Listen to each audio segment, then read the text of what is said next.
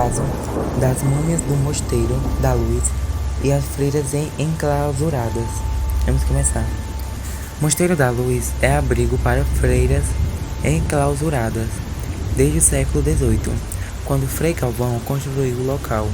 Mosteiro da Luz, na região central de São Paulo, foi fundado por Frei Galvão, o primeiro santo brasileiro, em 1774 e 2008. Dois corpos mumificados foram encontrados por acaso no local. Técnicos que tentavam descobrir um ninho de cupins chegaram até eles, enterrados na parede de da sala que já havia sido usada como cemitério desde a fundação. 129 religiosas que viviam no mosteiro morreram.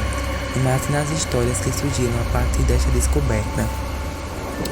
Para um grupo de 15 freiras que viviam enclausuradas no mosteiro da época, o encontro das múmias foi um sinal de Deus de que vale a pena viver uma vida consagrada diante da vontade dele neste mundo.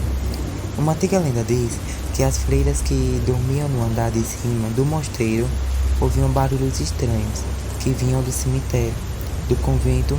Esses barulhos eram parecidos com pancadas na parede. Atualmente, nas celebrações religiosas que ocorrem na igreja de Frei Galvão, aos domingos é possível comprar pães caseiros realizados pelas próprias